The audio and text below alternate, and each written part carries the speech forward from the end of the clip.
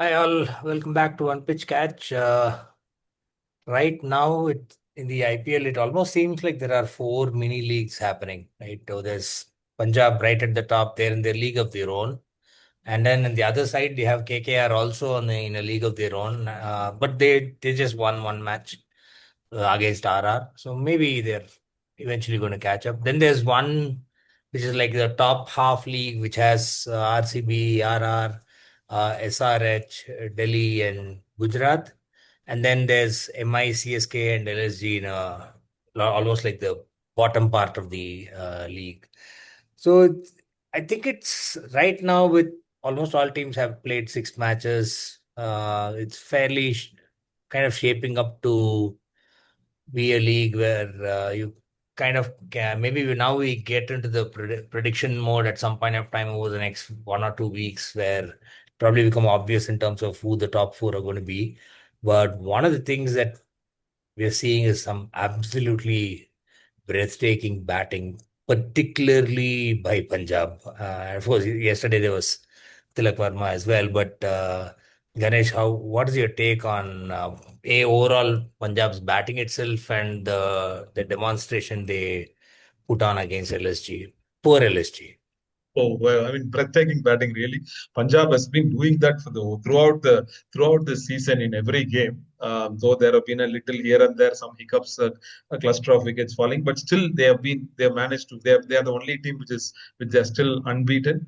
I mean, more so to go do with it's because of their batting. Though their bowling is also decent, pretty decent. They've come together with Jans Marco Jansen, Arshdeep, and Chahal, and all those.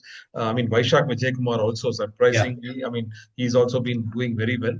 All that put together, but it's their batting that has actually kept them unbeaten till date, and it is breathtaking. Somebody else comes up. I mean, the way Shreyas batted against MI, it's just mind blowing. I mean, the MI suddenly a little bit of momentum they seem to get with the Deacock century and all that, but Yeah. still, eventually they made it a Shreyas innings made it a no contest. Shreyas and Prabhsimran Singh, both of them made it a no contest, and of course the LSG game where Cooper Connolly and Priyan Sharia batted them. They just kept hitting. I was at one point of time. I thought both of them will get hundreds, but both of them didn't. It looked like both of them will not even get just hundreds. They'll get to 120, 130. Both of them will get to. I thought, but unfortunately, it didn't happen.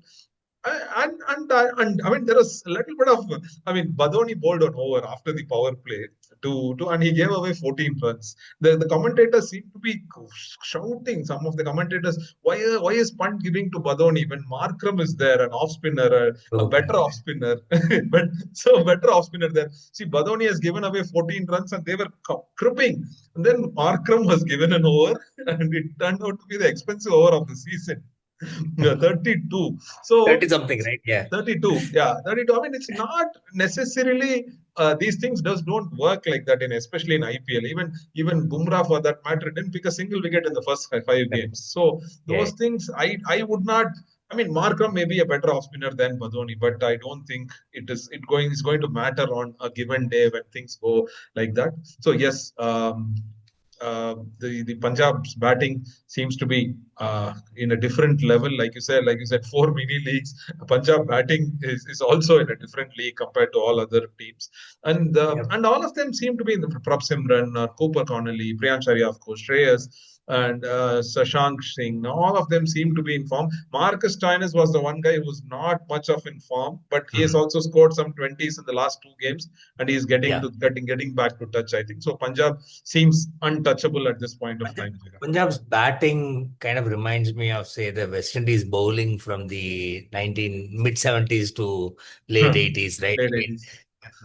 if it's like Roberts holding, அப்புறமா வந்து Croft will be there, then Marshall, then the one generation changes, Roberts goes away, and then Garner comes in, and then அது மாதிரி change ஆயிட்டு all the way till like Patrick Patterson in the late 90s, and then you had Ambrose and Ambrose and Walsh Walsh.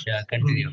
So and Bishop also, right? So it kind of reminds me like if it's like Prabsimran, Priyansh, அவங்க அடிக்கலையா okay Cooper கொனால அடிப்பான் அவங்க அடிக்கலையா ஸ்ரேயாஸ் அடிப்பான் இல்லைன்னா சஷாங்க் அடிப்பான் அந்த மாதிரி and Marcus டைனஸ் is still waiting. So mostly that he முதல்ல சொன்ன first four names match முடிஞ்சு போயிடுது. Until Shreyas, Um, the match is over most of the time. How much ever you score, it's chase 220 and all with ease. So the way that, I mean, this, like you said, they are on one side of the spectrum. The other side of the spectrum, if you see KKR and CSK and MI, they've been struggling to put a one performance together. Even one game where they are able to put something together. KKR, I don't know what is wrong with KKR. Even Rahane has got a couple of ducks now, back-to-back ducks, I think. And also, I think KKR has to find a way to let Sunil Narayan bat at the top of the order. Absolutely, yeah. So this is I mean, just not they're not helping. going to use him properly if he's batting at 6 or 7, or I think in one match he didn't even come out to bat. Yeah, So so I don't just think, see, because getting, he might, I mean, when you're batting 7 or 8, he might get a couple of sixes, get some 4 balls 18, 4 balls 16, or whatever he might get you, but that's not enough. He can get you a big 30, 40, 50s, he can get correct, yeah. if he bats top of the order. In one game, he batted at the top, it was a CSK, but after that, they again gone back to the old opening, and they're still not, I mean, they have injury problems with the bowling, but even with the Yeah, yeah. batting, they are still they don't know who to open with Seifert, Rahane, and Finn Allen, Allen, and there, and of course they have Rachin Ravindra sitting in their bench. So they're so, I think that's too much of confusion going on.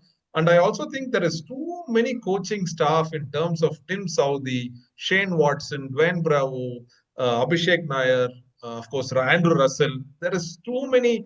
I feel there too many cooks spoil the broth comes to my mind. I have a feeling that's not working for KKR. I would be very surprised if they revive from here and even finish fifth or sixth. Jagan. Hmm. yeah, it's actually interesting you're mentioning Cooks, right? Because I was thinking that they had that match against RR where no, Riyan Parag basically gave RR a gift. Ravindra Jadeja had, I think, bowled three 3 overs, overs two for for two eight. wickets Three and overs. 8 runs in a T20, and he didn't bowl the fourth over. This was in the April 19th, I think this was the game. So I was trying to see like who was Riyan Parag trying to give some birthday gift for? Like Ramandeep Singh was the closest. April 13th was his birthday, or maybe it's one of these various cooks that are there in the coaching staff that Riyan Parag wanted to give a gift. It was just baffling, and obviously Rinku Singh and Anukul said thank you very much for the gift, and they just cashed in. In So fact, in fact, 3 overs, 2 for 8. There was a sitter drop by Berger of Rinku Singh. yes, yes, correct. Okay, Very early on, yes. very early. So that, I mean, imagine. I mean, see, because this is the mindset of all captains and coaches. That are, don't bowl left arm spinner to left hand batsman. When Ah, Anukul okay. Roy and Rinku was batting, they didn't want to bowl Jadeja, but Jadeja almost dismissed Rinku. It's for no fault of his. Yeah, They dropped the catch. So again, this left off spinner not bowling to right hander, the left arm spinner not bowling to left handers. This I think it's a disease caught up with all the coaches and too much of analytics and all those things. Because even when, I mean, Krunal Pandya is dismissing every left-hander who comes to bat everybody, yeah, against him. And CSK also made the same mistake. Since they were yeah. Okay, playing against Abhishek Sharma, Travis Head, and Ishan Kishan, they played Matthew Short and not Akil Hussain. Akil ah, Hussain's confidence was so high in the last two games. He bowled very well.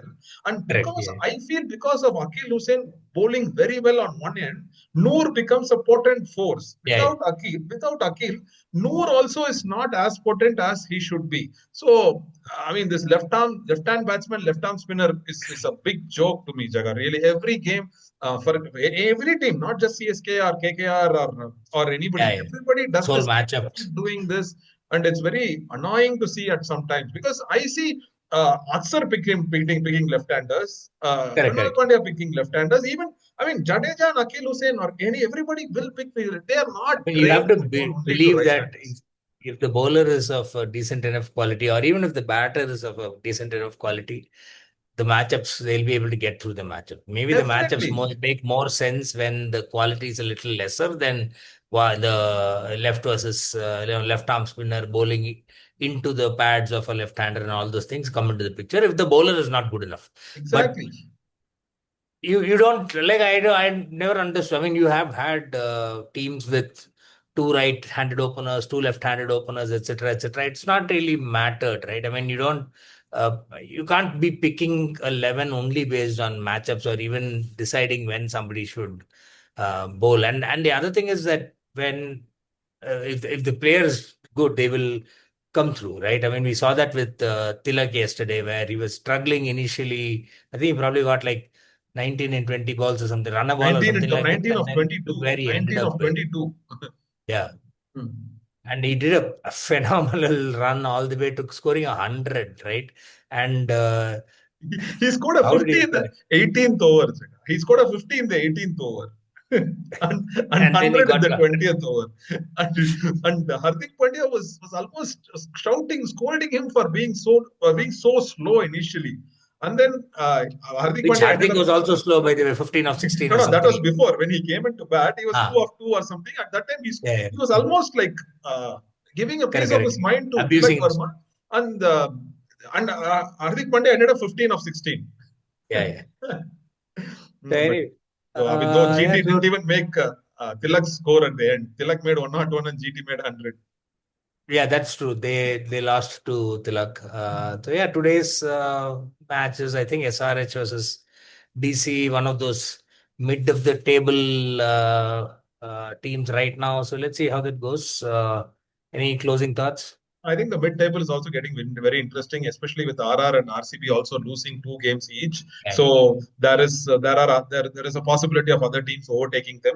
Though RCB looks very strong, though they have lost 2 games. But I think the point in terms of the points table and the results, it is getting very interesting. I mean, of course, I think MI has managed to get back to winning ways yesterday. But MI, CSK, and LSG are really struggling at this point of time. And I'm not even talking about correct. KKR. I think like Rayappan says in bigilu, momentum mukkiyam. I think these teams have to make sure that they continue to keep winning, because in a tournament which has 14 games, all it takes is for like you to lose 2 or 3 games in a row, and then the whole thing can just collapse. And I'm not saying it because Vijay is standing on elections 2 days later with voting coming up. It just came to my mind. I know you're a huge Vijay fan also. Anyway, so yeah, Okay. that about wraps it. We'll come back again in a few days' time with other content. In the meantime, thanks a lot. Please keep watching, follow the channel, and do give us your comments. Thank you. Bye. Bye.